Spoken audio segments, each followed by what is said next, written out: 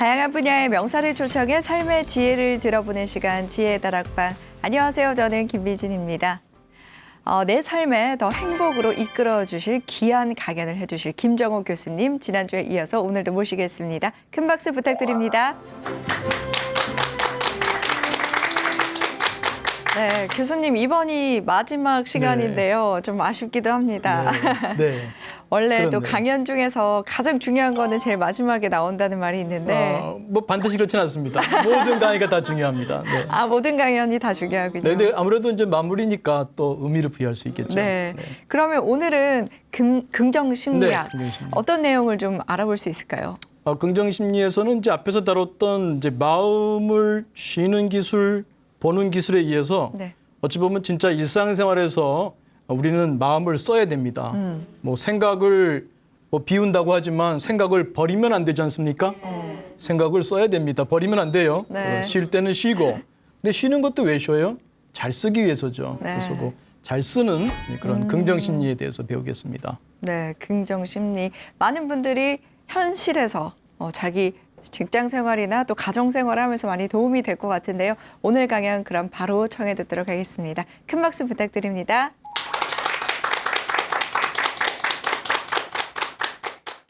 명상 마음챙김의 기초 위에서 긍정 심리를 할 때 그럴 때 집착하지 않고 욕구를 쓸 수 있죠.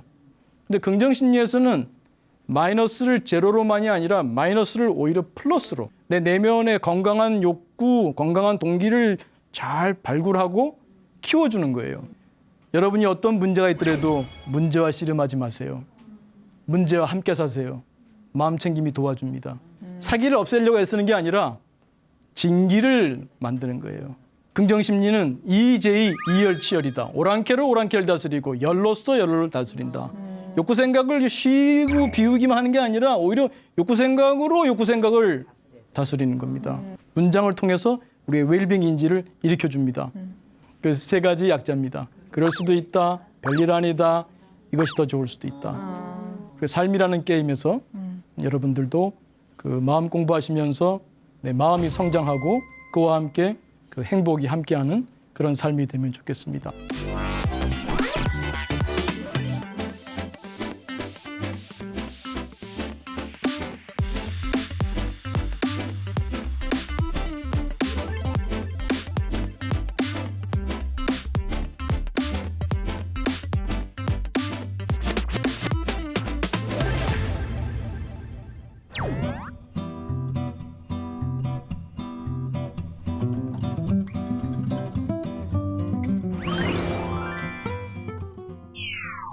앞에서 마음챙김 배웠지만 마음챙김만으로는 충분하지 않습니다. 그냥 0점 훌륭하죠. 우리가 몰랐던 나의 어찌 보면은 중요한 기본적인 나를 발견하는 거죠. 내가 이런저런 것 때문에 속상해하고 누구랑 비교하면서 자존감 떨어지고 그랬는데 기본이 나 바다네. 난 요 파도인 줄 알았는데 그거를 머리로만 아는 게 아니라 온몸으로 깨닫는 거예요. 체험으로. 계속. 그건 하루아침에 안 됩니다. 자꾸 반복해야 돼요. 몇십 년 동안 내가 가져온 그 습관이 있기 때문에 나에 대한 습관이 있어요. 나에 대한 개념의 습관이 있어요. 그래서 꾸준히 명상하며 마음챙김하고 0점 좋습니다. 그러나 거기에만 머문다면 만약에 저울이요. 0점을 잘 가리켜야죠. 5kg 올린 다음에 내려놓으면 0점으로 가야죠. 50kg 올려놨으면 50kg 딱 가리키고 내려놓으면 다시 0점으로 정확하게 가야죠. 필요합니다. 근데 이 저울이 0점만 가리켜. 정확해. 정확한데 5kg 올려도 0점. 50kg 올려도 0점. 60kg 올려도 0점. 이건 저울이 아니죠. 오로지 편안한 그 0점 라인만 머문다면 그거는 바른 우리 인생이 아니라고 할 수 있습니다. 그래서 우리가 이 대승불교권에서는 강조하지 않습니까? 서원, 우리 욕구가 없으면 스트레스 없어요. 그러나 욕구가 없으면 웰빙도 없습니다. 동상태이론. 그 욕구를, 건강한 욕구를 잘 세운다. 서원을 세우고 서원의 삶을 살아야죠. 마음챙김만, 명상만 하면 안 돼요. 이 삶 속에서 더불어서 함께 자기 나름의 서원을 강한 동기, 건강한 동기를 확립하고 잊지 않고 실천해 갑니다. 그런데 집착 없이 금강경에 나오는 말씀대로 응무소주 이생기심 머무른 바 없이 마음을 낸다. 그런 마음으로 그래서 이제 명상 마음 챙김이 기초가 되죠. 그래서 명상 마음 챙김의 기초 위에서 긍정 심리를 할 때 그럴 때 집착하지 않고 욕구를 쓸 수 있죠. 그래서 그 식물 마음 챙김이라는 말을 제가 쓰는데요. 식물 마음 챙김 하지 마라. 그 건강한 동기를 써야 된다. 제가 학생들한테 마음 챙김 가르칠 때 그런 말을 해요. 자, 지하철에 앉아 있다. 지하철 문 열리고 할머니 들어오시네. 마음 챙김 합니다. 할머니 오신다. 심장이 두근두근 뛰고 있네. 할머니 점점 더 가까이 오시네. 뭐 손에 땀이 나는 것 같네. 뭐 이러고 앉아가지고 관찰만 하고 있다. 이게 식물 마음 챙김이야. 일어나서 내가 막 일어나고 싶어 하지 않는 마음이 있구나. 그 일어나서 새를 안내해드리고 그 서서 근데 할머니 고맙다는 말씀도 안 하시네. 내 마음이 좀 서운해하는구나. 뭐 그걸 관찰하면 되지. 그냥 앉아가지고 식물 마음 챙기면 안 된다. 바른 동기를 잘 써야 됩니다. 그래서 긍정심리 그 바른 동기를 바른 욕구와 생각을 잘 써야 됩니다. 그러기 위해서는 우리 마음 공부의 출발, 자기 성장의 동기, 의식 성장, 영적 성장, 어떤 우리 내면의 성장 동기를 이제 확립해야겠죠. 그래서 바른 행위를 하면서 마음 챙김하는 것은 이미 뭐 우리 불가에서도 많이 강조하지 않았습니까? 그 초기 불교에서는 이제 팔정도 또 대승불교 오게 되면 육바라밀 제가 뭐 하나하나 얘기 안 하겠습니다. 이러한 그 팔정도의 수행, 육바라밀의 수행, 그 정념, 삼마사띠 기본적으로 그 바른 그 마음 챙김이라는 것도 이 팔정도 중에 하나일 뿐이에요. 마음 챙김이 뭐 그것만이 유일한 것이 아닙니다. 이 전체 우리가 그 수행해야 할 그 큰 체계 속의 하나일 뿐입니다. 육바라밀에서도 마찬가지고요. 그래서 그렇게 우리 전체 속에서 조화롭게 수행해야 된다. 그 삼박자 본다, 쉰다, 쓴다 잘 써야 됩니다. 네. 그래서 우리는 이 마음 챙김 긍정 심리를 할 줄 알아야 돼요. 우리가 지난번에도 그 그림에서 그 명상, 마음 챙김 긍정 심리에서 명상과 마음 챙김을 함께 할 때 마음 챙김 명상 또 역시 마음 챙김을 긍정 심리를 하면서도 마음 챙김 그냥 마음 챙김이 아니라 공회전을 하지 마라. 기아를 걸어야 엑셀을 밟을 때 차가 나가지. 기아를 걸지 않고 엑셀을 밟아봤자 붕붕 거릴 뿐 차는 조금도 나가지 않습니다. 단순한 관찰, 오브저베이션만이 아니라 파티시페이션, 참여해야 됩니다. 우리 삶에 참여해야 돼요. 여러분이 주어진 삶에 사람마다 다 다르겠죠. 어떤 인생이 펼쳐지는지는. 근데 주어지는 그것을 가지고 내가 어떤 요리를 만들어 나가느냐. 여러분 적극적으로 참여하고 마음 공부하면서 여러분의 내면을 업그레이드 갈 수 있겠죠. 네, 그래서 이 마음사의 이론으로 보자면 내 안에 여러 나들을 볼 줄 알고 잘 운영하는 거죠. 아주 유능한 감독이, 연출가가, 코치가 잘 사람을 쓰듯이 그 여러 나들을 잘 쓰는 거죠. 그래서 건강한 나를 자꾸 키우고 관을 자제롭게 한다. 관자재. 이 관자재의 경지가 아마 이 마음 공부 무림의 최고수가 아마 관자재의 경지가 아닐까. 관을 내 마음대로 한다. 그래서 긍정 심리는 그럼 뭐냐? 기존의 심리에서는 이제 뭐 상담이나 심리 치료를 하더라도 마이너스에 있는 사람을 제로예요. 그러니까 불안한 사람을 이제 보통 사람, 정상인, 뭐 우울한 사람을 정상인, 뭐 이런 개념입니다. 그리고 또 문제를 해결하는 데 초점이 있어요. 근데 긍정 심리에서는 마이너스를 제로로만이 아니라 마이너스를 오히려 플러스로. 또 제로 상태 우리가 병원에 안 간다고 다 건강합니까? 뭐 정상인이라고 할 수 있을지 모르지만 여전히 더 건강할 수 있지 않았습니까? 그러니까 우리의 마음도 역시 더 건강할 수 있는데 그냥 병원에 안 갈 정도다에 머물지 말고 내 내면의 건강한 욕구, 건강한 동기를 잘 발굴하고 키워주는 거예요. 그 훌륭한 그 뭐 아이돌 미리 발굴해서 키우듯이 내 안에 있는 건강한 나들을 바깥만 보지 말고 내 안에 건강한 동기를 찾아서 잘 키워줘야 됩니다. 그랬을 때 이제 그 내면이 그 실현된다. 자기 실현 그런 말도 하죠. 그래서 긍정 심리는 플러스 내면의 건강한 동기를 실현한다, 개화시킨다에 관심이 있습니다. 보통 사람들도 그렇게. 또 마이너스 있는 사람들은 오히려 마이너스 상태 때문에 클 수 있어요. 그래서 요즘은 PTSD만 있는 게 아니라 PTG 개념도 있습니다. 외상 후 그 스트레스 장애만이 아니라 외상 후 성장, 그런 그 그로스, 그것이 이제 요즘 긍정심리에서 많이 연구합니다. 그래서 오히려 고통을 경험한 사람이, 보통 사람들은 그냥 고만고만 살다가 죽을 텐데 이 사람은 고통을 경험하는 바람에 오히려 더 성장할 수 있는 기회가 주어지는 경우도 있습니다. 그래서 그럴 수 있도록 또 심리학에서 도와주고 있습니다. 그런 쪽이 이제 긍정심리라고 할 수 있고요. 제가 이제 동양에서 보면은 진기가 있는 곳에 사기가 살지 못한다는 게 있는데요. 그걸 제가 자주 드는 그 긍정심리의 비유를 하나 드리겠습니다. 그게 욕실의 비유인데, 욕실에 곰팡이가 필 수 있지 않습니까? 네. 그럼 닦아야겠죠. 네. 그럼 뭐가 필요합니까? 세제네, 세제로.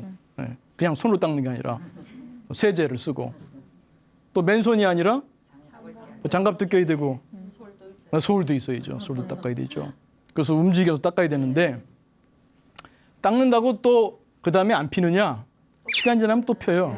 그러면 또 닦아야죠. 그래서 연구를 합니다. 아, 세제를 또 개발을 해. 이 세제를 개발했더니 그전에는 일주일 만에 또 다시 폈는데 이 세제를 쓰니까 한 보름은 깨끗해. 또 새로운 소를 개발했어. 이 소는 닦기 쉬워. 한 30분 닦아야 되는데 이 소를 쓰게 되면 10분만 닦아도 돼. 어떤 사람은 또 방법도 연구해. 야, 가로로 닦지 말고 세로로 닦아봐. 더 잘 닦여. 이렇게 연구하는 것도 발전이죠. 네. 그런데 다른 방법이 있어요. 곰팡이를 해결하는. 이 곰팡이 피는 곳과 관계없는, 곰팡이 피는 곳이 아닌 남쪽 벽에 관심을 두세요. 남쪽 벽을 뚫습니다. 창문을 냅니다. 햇빛 들어옵니다. 곰팡이 필까요? 자, 무슨 세제를 쓰는 게 무슨 의미가 있습니까? 무슨 소를 쓰느냐가 중요해요? 노메라. 무슨 소를 쓰느냐, 무슨 세제를 쓰느냐, 어떤 방법으로 닦는 게 좋을까? 아무 문제 없어요. 아무 관계 없어요. 왜? 더 이상 곰팡이 안 피니까. 이게 긍정심리 접근이고 굉장히 동양적인 접근이에요. 동양에서는 대증요법이 아니라 원인적인 요법이잖아요. 그 진기가 있는 곳에 사기는 못 산다. 사기를 없애려고 애쓰는 게 아니라 진기를 만드는 거예요. 햇빛을 들어오는 거예요. 여러분이 어떤 문제가 있더라도 문제와 씨름하지 마세요. 문제와 함께 사세요. 마음 챙김이 도와줍니다. 마음 챙김은 있는 그대로 보는 거죠. 동전에 비유하면은 있는 그대로 본다는 것은 다른 쪽 면을 보면 받아들임이에요. 있는 그대로 본다는 것은 받아들임이고, 받아들임이 된다면 있는 그대로 볼 수 있겠죠.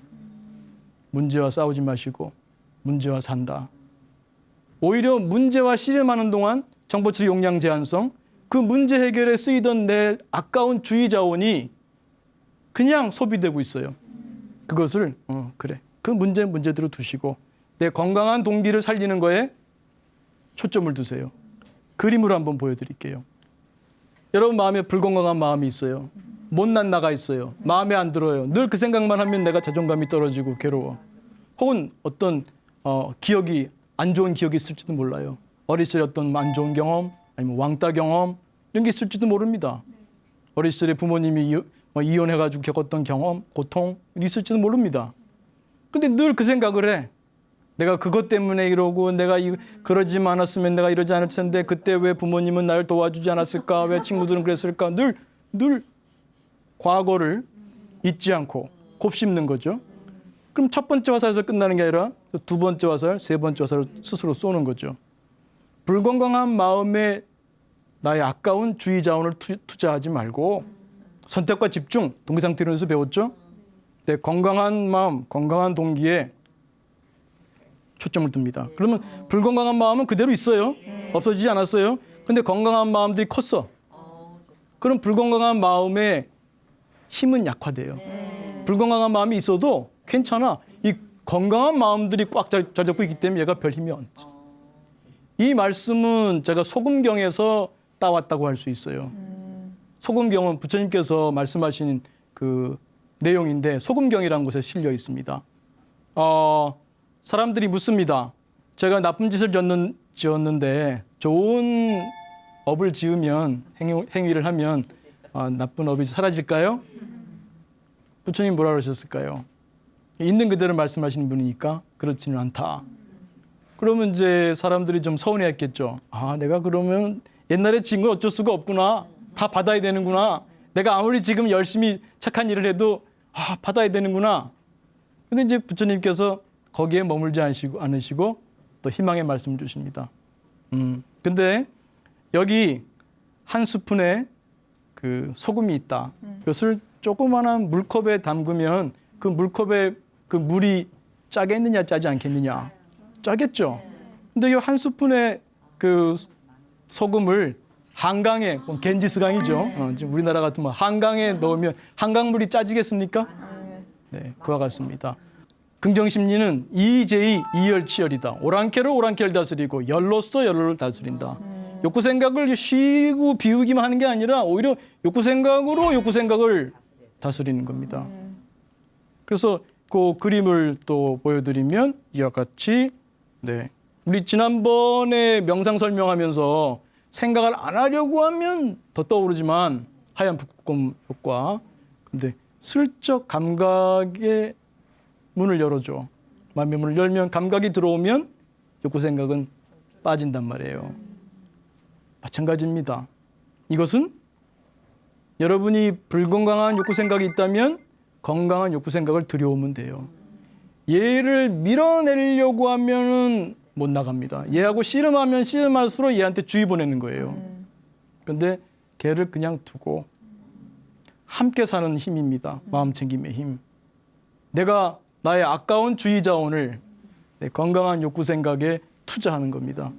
그러면 지난번도 말씀드린 것처럼 첫 시간에 우리 정보 처리 용량이 제한되어 있기 때문에 그게 원죄와도 같지만 이게 우리가 공정한 정보 처리를 못해. 그러나 복음과도 같다. 왜? 작기 때문에, 의식의 공간이 작기 때문에 다룰 수가 있어요. 그래서 건강한 욕구 생각을 들여오면 불건강한 욕구 생각은 점점 빠집니다. 그리고 소고되기 시작합니다.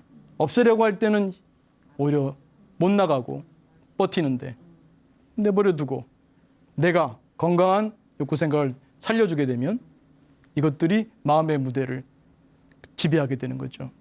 여러분 마음의 무대에 어떤 나가 올라왔는지 종종 마음 챙김하세요. 지금 나는 어떤 나인가? 쪼잔한 나인가? 관대한 나인가? 분노의 나인가? 감사의 나인가? 종종 돌아보세요. 돌아만 보지 마시고 긍정심리와 함께 내가 건강한 나들을 쓰면서 나아가면 좋겠습니다. 그래서 그 웰빙 초점 전략에서는요, 뭐 여러 가지 전략이 있는데 다 다루기에는 이제 시간이 모자랄 거고요. 한 가지만 음미하게 말씀드리면 이게 그 스트레스 때도 마음 챙김하지만 웰빙 때도 마음 챙김할 수 있어요. 그래서 내가 그 가족들과 좋은 식사를 할 때 문득 돌아보면 무탈하게 이 코로나 시기에도 아무도 아프지 않고 같이 식사를 하고 있구나. 이 소확행이란 말도 있죠. 네. 그 내가 지금 이 잔잔한 행복을 느끼고 있는 것을 가만히 돌아보면 감사해요. 일종의 음미죠. 내가 좀 이렇게 가족들과 함께 이렇게 소중한 그 식사를 하고 있구나. 또 친구들과 담소를 나눈다든지 작은 일상에서의 어떤 기쁨을 느낄 때 그 기쁨을 온전히 느낄 수가 있게 돼요. 그래서 마음 챙김의 어떤 음미가 함께 될 때 내 마음의 행복이 늘어나게 되죠. 그러니까 여러분이 이러한 그 웰빙에 주의를 보내지 않게 되면 여러분은 습관적으로 또 고민되는 일, 과거 그 고장난 타임머신 타고서 후회와 원망으로 가 있거나 미래의 불안으로 가 있어요. 근데 지금 여기에 감각, 또 지금 여기에 그 웰빙에 초점을 두시게 되면 여러분 경험이 변화하게 되죠. 그래서 웰빙 목록 기법 중에 이제 웰빙 행동 목록, 또 웰빙 인지 목록을 활용하는 게 있는데 그 우리 시작할 때 아니죠. 우리 지난주에 말씀 나눴었죠. 그 알아차림, 마음 챙김으로 내가 분노가 막 올라온 건 알아차렸지만 이게 쉽지 않다는 거죠. 알아는 차렸어. 근데 여전히 이제 분노가 올라와 있으니까요. 그럴 때는 알아차림 후에 도망가야 된다고 했어요. 어디로? 웰빙 행동으로. 여러분이 좋아하는 뭐든지 미리 준비해 놓으세요. 뭐를 좋아한다고 할까요? 여러분이 음악 듣기를 좋아하나요? 아니면 잠깐 나가서 아파트 한 바퀴를 돌까요? 법륜 스님의 그 동영상 한번 볼까요? 남편하고 지금 막 화가 나 있다. 스톱. 그러니까 알아차리는 순간에 스톱할 수 있어야 돼요. 거기서 내가 옳다 좀 따지면 안 됩니다. 기분 일치성 효과 첫 시간에 배웠던 거예요. 기분 일치성 효과 때문에 화가 나면 화가 나는 기억만 떠오르고 그러면 더 화가 나고 그럼 더 기분 나빴던 화나는 기억만 떠오르고 그러면은 이제 남편에 대해서 아주 부정적인 기억만 꽉 차게 되면 남편에 대해서 바른 판단할 수가 없어요. 그래서 그때는 판단 중지 스탑을 거셔야 돼요. 그리고 도망가세요. 어디로? 웰빙 행동. 그래서 평소에 웰빙 행동 목록을 적어두는 게 좋습니다. 왜냐하면 기분 일치성 효과 때문에 정작 필요할 때 안 떠올라요. 화가 날 때 안 떠올라요. 그러니까 뭐 평소에 그 좋은 웰빙 행동을 적어놓고 또 물론 웰빙 인지 기법 중에 웰빙 기억 기법도 있어요. 그거는 예를 들면 남편과 관계에서 남편에게 내가 감사했던 것들, 기뻤던 것들, 남편의 멋있었던 모습들 그런 거를 적어둡니다. 물론 나에 대해서 적을 수도 있어요.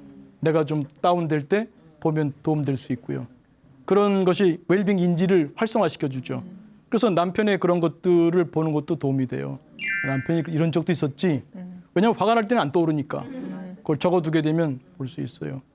근데 그 웰빙 인지 중에 웰빙 기억 목록에는 그 남편에 대해서 할 때는 이런 것도 포함되어야 돼요. 내가 남편한테 미안했던 것들. 남편에게 미안했던 것들 적어둡니다. 그러면 막 화가 나고 그럴 때 스탑하고 그 목록을 보세요. 좀 스마트폰도 있으니까 적어놓으세요. 안 적어놓으면 안 돼. 둔필승총, 둔한연필이 총명을 이긴다. 네, 적어두세요. 그래서 그걸 보면 남편이 그 공정한 정보 처리할 수가 있어요. 이 의식 공간이 작거든. 아, 남편이 이런 적도 있었지. 그리고 또 끝에 보면 내가 남편한테 미안했던 것들, 내가 잘못했던 것들. 그러면 그래. 남편이 설사 잘못한 것이 맞다 할지라도 좀 품어주기가 쉬워지겠죠. 그럼 웰빙 인지 또 웰빙 행동 또 특히 내가 뭐 지금 묻지도 따지지도 말고 스탑하고 법륜 스님의 거기 보면 많을 거야. 뭐 주제어 넣어 부부 싸움 일단 넣어보세요. 뭐 결혼도 안 하신 분이 참 말씀을 잘해 주셔. 그래서 보면 그거 하나 딱 듣다 보면 에이 그렇지. 또 마음이 또 쑥 내려가면 그럴 수 있잖아요. 그러니까 무엇이 됐든 그게 무슨 방법이든 간에 뭐 기독교인들이라면 자기가 좋아하는 목사님의 설교 같은 거를 딱 듣는다든지 이렇게 해가지고 그 자기의 기분을 먼저 바꿔야 돼요. 기분을 바꾸면 생각이 바뀝니다. 그러니까 동기 관리는 이제 그것도 들어가면 한이요 밑도 끝도 없습니다만 그 기본적으로 이 두 가지만 말씀드릴게요. 접근 회피, 내재 외재. 접근 회피는 뭐냐면요. 내가 어떤 동기랑은 뭐냐면은 욕구라고도 말을 하는데 일상용어로는 내 행동이 있으면 행동 뒤에 그 원인 되는 힘이에요. 학생들이 공부한다, 예습을 한다. 왜 하느냐? 선생님한테 칭찬받으려고. 내가 아주 말을 잘했을 때 아이들이 존경의 눈을 보기 위해서, 받기 위해서, 존경의 시선을 받기 위해서. 그럼 접근 동기입니다. 근데 어떤 학생은 이거 내가 준비 안 해서 선생님이 아무개 너 해봐라 했는데 우물우물하고 말을 못했다. 선생님이 나를 뭐라고 그럴까? 끔찍하다. 학생들이 친구들이 나를 뭐라고 볼까? 창피하다. 안 된다. 그래서 공부하기도 합니다. 그런 경우에는 회피 동기죠. 그 두 아이의 마음의 상태가 같겠습니까? 예, 똑같이 공부를 하지만 예습을 하지만 첫째 아이가 더 행복하겠죠? 자, 여러분은 어떻습니까? 여러분은 어떤 일을 할 때 접근 동기로 해요? 회피 동기로 해요? 그래야죠. 자, 남편과의 만남은 주로 접근 동기로 만납니까? 회피 동기로 만납니까? 아이들과의 만남 어떻습니까? 아이들 밥 해주는 게 좋아서 막 밥 해주고 싶고 인터넷 보면서 요즘은 좋은 요리도 많은데 좀 알아보고 해줘야지 코로나 시대에 좀 맛있는 밥 해줘야지 이렇게 합니까? 아니면 내가 엄마니까 밥은 해줘야지 내가 정말 그 엄마로서 내가 정말 그 최소한 해주자 이건 무슨 동기입니까? 회피 동기예요. 내가 정말 문제되는 엄마는 안 되겠다는 그 정도밖에 안 되죠. 똑같은 요리하는 행위지만 삶의 질이 다르죠. 그러니까 여러분의 욕구가 접근이냐 회피냐 잘 보세요. 그럼 어떤 동기가 되겠습니까? 접근 동기로 잘 보세요. 마음 챙김으로 나를 보세요. 내가 어떤 동기로 살고 있나? 관계에서 어떤 동기로 사나? 내가 이 일에서 이 일을 어떻게 하나? 또 하나는 이제 외제 동기, 내재 동기는 뭐냐면요. 그 자체가 좋아서 하면 내재 동기예요.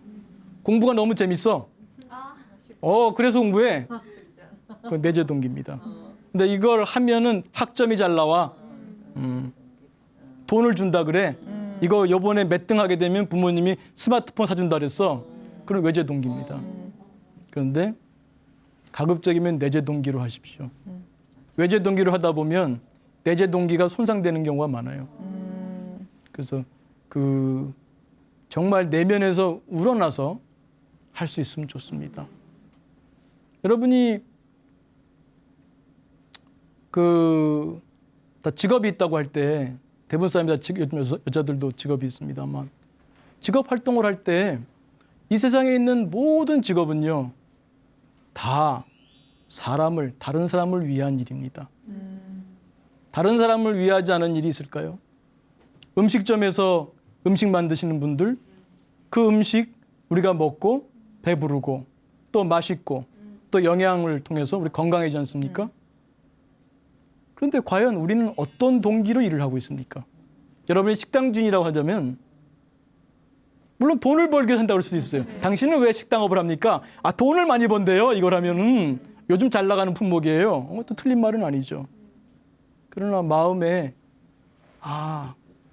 내 가게에 오는 손님들이 정말 즐겁게 먹으면 좋겠다. 그리고 그분들이 건강해지면 좋겠다.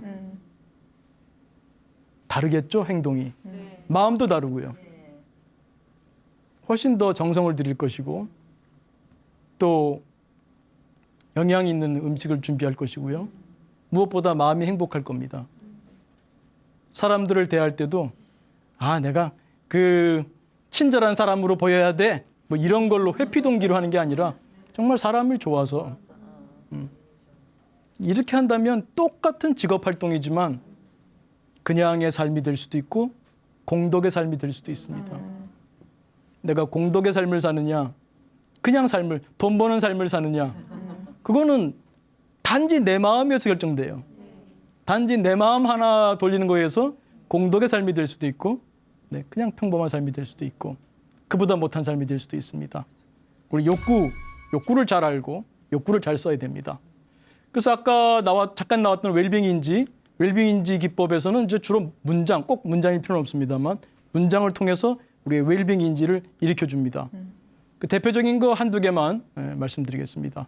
첫째, 급여리입니다. 급여리는 그 세 가지 약자입니다. 그럴 수도 있다, 별일 아니다, 이것이 더 좋을 수도 있다. 제가 예를 들어드릴게요. 사실 많은 일들이 별일 아닌 일인데 그것에 꽂히게 되면 별일이 됩니다. 제가 강의하러 들어가요. 요즘은 이제 주로 줌으로 합니다만 과거에 이제 학교에서 강의할 때 보면 강의실 문 열고 들어가요. 앞에 선생님이 PPT를 안 끄고 갔어. PPT가 그대로 비치고 있어. 그리고 칠판에는 판서된 게 한가득 써 있어. 학생들은 다 고개 숙이고는 스마트폰만 하고 있어. 그럴 때 여러분 어떻겠어요? 기분 나쁠 수 있죠. 근데 그때 만약에 선택할 수 있어요. 야 이놈들아 너희들 선생님이 왔는데 말이야 그러고 있을 수가 있느냐. 누가라도 좀 닦아놓지도 않고 말이야. PPT도 안 끄고 말이야. 그냥 공부할 준비가 된 거야 안 된 거야. 뭐 이렇게 한다면 학생들 좀 뜨악해 할 수도 있죠. 내가 켰나? 내가 판서했나?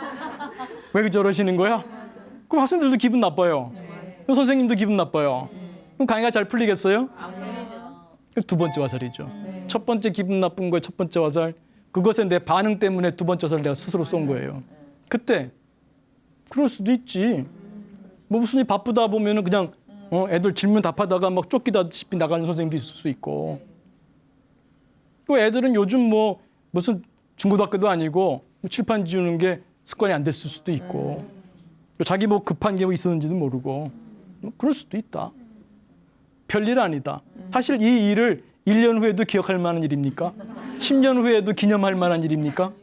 아니에요.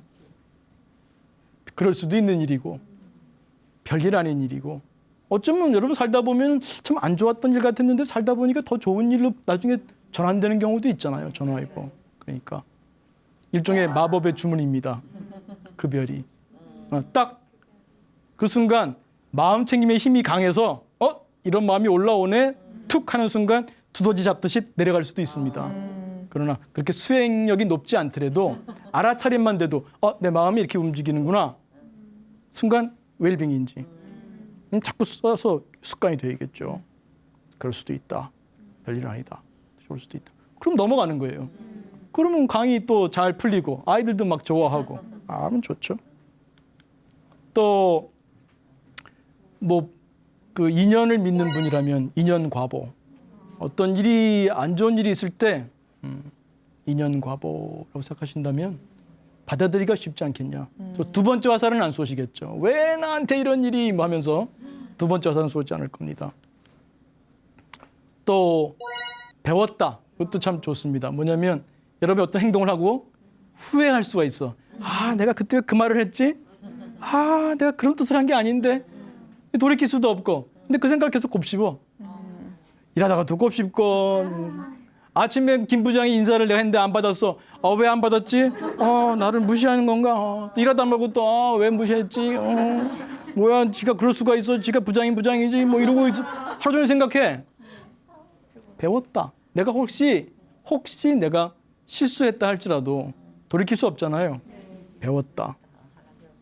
삶에서 배워가는 거죠. 성장 동기 있는 분들은, 마음 공부하시는 분들은 그럼 다음에는 어떻게 말을 하면 좋을까? 다음에 이런 상황이 왔을 때는 어떻게 하면 좋지? 연구해야 돼요. 학자만 연구하는 게 아닙니다. 우리 잘 살려면 연구해야 돼요. 여러분 장사 잘하려면 연구하잖아요. 어떤 품목이 잘 나가지 연구해요. 어디가 먹기 좋지? 연구합니다. 그래서 내가 잘 살기 위해서도 연구하는 자세, 그런 게 필요합니다. 그래서 배웠다, 또 역지사지, 입장 바꾸는 연습은 정말 훌륭한 그 긍정심리의 훈련입니다. 그 입장 바꿔서 자꾸 생각하는 훈련을 자꾸 해야 돼요. 그리고 웰빙인지에서도 중요한 게 뭐냐면 웰빙인지 기법은 묵상을 해야 돼요. 명상이 아니라 묵상입니다. 묵묵히 생각을 해야 돼요. 명상의 생각을 쉬고 비우는 것이라면 이 긍정심리는 쓰는 거잖아요. 생각을 잘 해야 됩니다. 멈추기만 하는 게 훌륭한 게 아닙니다. 잘 써야 돼요. 특히 여러분이 스트레스 경험할 때 반복되는 스트레스가 있다. 부부관계에서, 아이와의 관계에서, 직장에서. 그러면 돌이켜 보십시오. 뭘 바래? 그 톤이 중요해요. 뭘 바래가 아니라 뭘 바래? 진짜 궁금해야 돼요. 동기상태 이론. 욕구가 없으면, 동기가 없으면 스트레스 없어요. 그러면 내가 뭘 바라지? 내가 저 사람과의 관계에서 내가 뭘 바라지? 뭘 바래서 내가 스트레스를 경험하지? 자꾸 마치 스님들이 화두를 들듯이 자꾸 천착합니다. 그러면 자신의 욕구가 드러나기 시작합니다. 또 관련해서 수용의 왜입니다. 남편이 맨날 술 먹고 늦게 들어온다. 스트레스겠죠. 당신은 왜 맨날 술 먹고 늦게 들어와? 왜? 그 왜라고 했습니다만 궁금한 걸까요? 궁금하지 않아. 이걸 저항의 왜라 그래. 저항의 왜. 근데 똑같은 글씨로 쓰면 똑같아. 남편이 왜 맨날 술 먹고 밤늦게 들어올까? 말하는 톤이 달라져. 왜 그럴까? 남편은 왜? 연구한 자세에서 이건 수용의 왜야. 왜 남편은 밤늦게 술 먹고 들어올까? 그리고 또 자신한테 물어보세요. 나는 왜 남편이 술 먹고 밤에 늦게 들어오면 화가 날까? 왜 아이가 공부하라고 컴퓨터 게임을 하면 내가 왜 화가 날까? 스스로 물어봐야 돼요. 왜 나는 아이가 공부 안 하면 컴퓨터 게임은 화가 날까? 그러다 보면 자기의 진정한 건강한 동기가 나와요. 내가 아이한테 바라는 게 뭐지? 내가 아이한테 뭘 바라기 때문에 내가 지금 아이의 저 모습에서 그 화를 경험하는가? 뭔가 좌절되는 거니까 화를 경험하니까. 그러면서 어떤 동기를 세워야 할지, 어떤 식으로 대해야 할지 현명한 지혜로운 나가 양성될 수 있죠. 그러니까 웰빙인지 훈련을 통해서 지혜로운 나를 양성할 수가 있습니다. 그리고 이제 감사자비 수행도 빼놓을 수가 없죠. 감사는 이미 내가 충족된 동기를 재활성화하는 거예요. 그래서 스트레스의 달인들은 이미 끝난 동기 좌절을 끌고 가는 사람들이잖아요. 곱씹으면서 후회하고 원망하면서. 근데 감사는 반대로 나의 동기 충족된 것들. 내가 지금 아프지 않은 것. 동기 충족된 거예요. 내가 어디 아파봐요. 여러분 치통 있었고 치과 다녀본 경험이 있다면 여러분 지금 이가 아프지 않은 것만으로도 행복한 거 아니에요? 맞아요. 잊어버리고 있잖아요. 근데 그때는 이만 안 아프면 정말 세상 행복하겠다 하잖아요. 그러니까 감사는 뭐냐면 동기 충족을 재활성화하는 거예요. 그 스트레스의 달인들은 동기 좌절을 재활성화한다면 이 감사는 동기 충족을 재활성화해요. 이것도 묵묵히 생각해 봅니다. 내 조건을, 나에게 주어진 것을. 이건 비우는 명상이 아닙니다. 묵상이에요. 묵묵히 생각하는 긍정심리의 수행입니다. 이걸 통해서 감사를 깊이 느껴야 돼요. 이 감사는 나에게도 또 내 주변 사람한테도, 나에 대해서도 감사를 느낄 수 있어야 되고, 내 주변 사람들에 대해서도 감사를 느낄 수 있어야 되고, 이 상황에 대해서도 감사를 느낄 수 있어야 되고, 가능하다면 감사를 느끼기만 하는 게 아니라 표현할 수 있으면 더 좋겠죠. 그래서 이것을 평소에 스스로에게 말해줘야 돼요. 평소에 여러분이 말 안 하고 있지만 속말을 합니다. 셀프 토크를 해요. 뭐 과거에 후회를 하고 있거나 원망하고 있거나 걱정하고 있거나 속에서는 계속 말하고 있어. 지하철에서 다 조용히 있는 것 같지만 다 속말하고 있어. 그래서 속말을 바꾸자. 속말을 감사의 속말, 자비의 속말. 자비가 뭡니까? 따뜻한 마음, 또 품어 안는 마음, 고통을 줄여주고자 하는 마음, 그 마음을 쓰는 겁니다. 그래서 그러한 마음을 자비 기원이라는 방법으로 할 수도 있지만 일상생활에서도 자기에게 좋은 말을 해주세요. 감사의 말, 또 자비의 말, 건강, 평화, 행복, 성장을 그걸 자꾸 반복하면서 깊게 생각하면서 그 이미지를 잘 그리면서 나의 건강, 평화, 행복, 성장, 그걸 빌어주는 거죠. 그건 자비 기원입니다. 그것은 여기 건평행성이라고 하는 자비 문구를 반복합니다. 그래서 나를 향한 자기자비, 타인을 향한 타인자비. 나를 향해서는 내가 건강하기를, 내가 평화롭기를, 내가 행복하기를, 내가 성장하기를. 이때는 이 건강한 그 바라는 따뜻한 마음의 욕구를 써야 되는 거고, 그 인지, 그 생각을 잘 써야 돼요. 그 이미지를 잘 그려서 내가 환하게 웃는 모습을 떠올리십니다. 그리고 타인자비. 꼭 자기자비 하신 후에 타인자비를 하도록 하세요.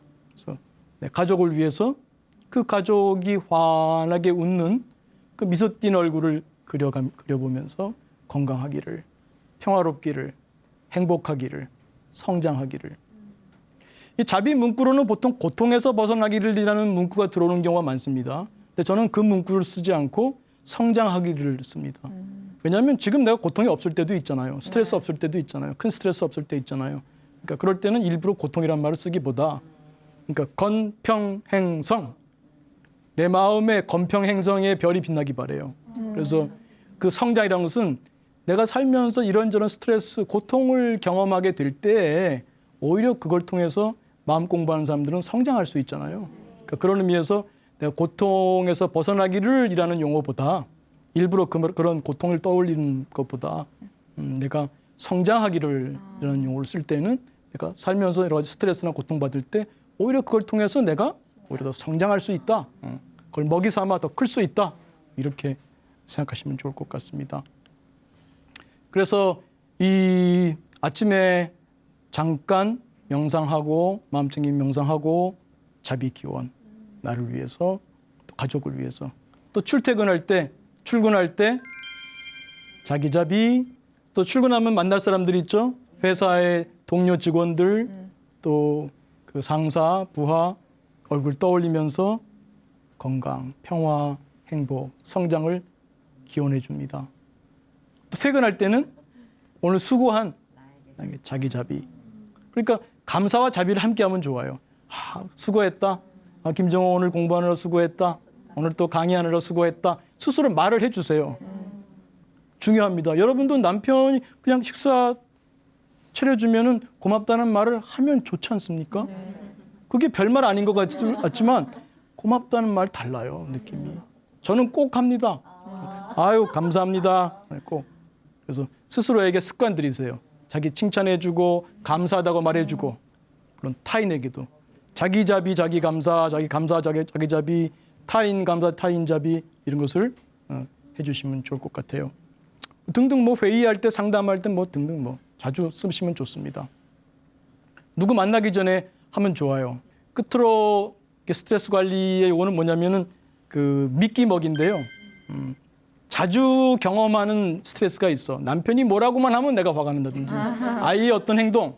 요즘 보면은 이제 젊은 어머니들이 그 코로나 때문에 아이들 양육이 너무 힘든가 봐요. 그럴 수밖에 없죠. 그냥 해도 힘든데 어린이집도 못 보내고. 그래서 낮버 반반한다는 거예요. 낮에는 버럭버럭, 밤에는 또 반성하고 막 후회하고. 그러지 마라. 그러지 말고 잘 보고 그걸 어느 때 내가 화가 올라오는지 그 미끼를 잘 확인하고 그 먹이로 바꾸는 그러한 것을 필요로 합니다. 끝으로 이 말씀을 드리고 마무리 짓고 싶네요. 여러분이 그 수행하다 보면은 잘 되는 느낌이 올 때가 있어요. 정말 훌륭하다. 내 스스로 칭찬하고 싶고 여러분들 이렇게 지도하다 보면 그 좋은 그 피드백 하시는 분들 많아요. 좋죠. 근데 그걸로 끝나지 않습니다. 저하고 예를 들어서 8주 프로그램 했다. 좋은 경험했죠. 근데 멈추게 되면은 다시 돌아갈 수 있어요. 몇십 년을 살아온 습관이 있는데 또 이 마음 공부하다가 한 소식 했다. 내가 뭘 깨달은 것 같다. 여러분 중력이라는 게 있습니다. 제가 이 리모컨을 떨어뜨리면 어떻게 될까요? 손을 놓으면 떨어지죠. 이게 뭐 예쁜 리모컨은 안 떨어지고 못생긴 리모컨은 떨어지나요? 관계없어요. 모든 물질은 지구를 향해서 떨어집니다. 중력을 벗어날 수 없어요. 우리 인간은 업력을 벗어날 수 없습니다. 업이 뭡니까? 행위죠. 까르마. 내가 한 행위의 결과를 피할 수가 없어요. 그 업력은 굉장히 강력한 겁니다.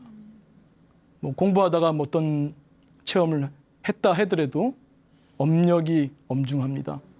끝없이 마음 공부하시면서 나아갈 때 그 어렵고 딱딱하게만 한 게 아니라 아이들 게임처럼 몬스터와 싸우면서 제거하면서 득템하면서 재미를 느끼고 성장하듯이 그 삶이라는 게임에서 여러분들도 그 마음 공부하시면서 내 마음이 성장하고 그와 함께 그 행복이 함께하는 그런 삶이 되면 좋겠습니다. 감사합니다.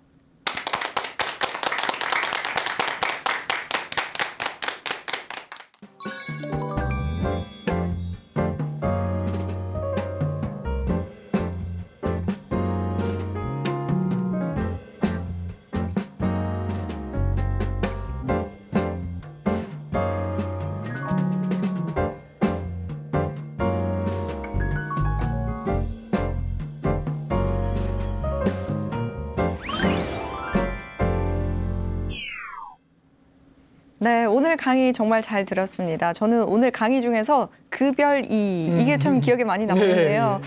평소에 많이 써먹어봐야겠다 이런 생각을 좋죠. 많이 해봤습니다. 교수님께서는 혹시 이 4주간의 강의 중에서 다 잃어버려도 이거 하나만은 기억했으면 좋겠다 하는 그런 것들이 있을까요? 뭐 하나만 꼽으라고 하면은 좀 서운하고요. 네. 명상에서 쉰다. 아, 쉰다를 잊어버리지 마시기 바라고 마음 챙기면서 본다 하고 긍정 심리에서 그 많이 못 다뤘습니다만 자비심을 기르는 그 훈련을 하면 좋겠습니다. 일상에서. 일상에서 자비심을 기르는 훈련, 이 모두에게 필요한 게 아닐까 싶습니다. 오늘 지혜의 다락방은 여기서 인사드리고요. 김정호 교수님의 강연 잘 기억해서 평소에 잘 기억하셔서 써먹을 수 있으면 좋겠습니다. 함께해 주신 여러분 고맙습니다.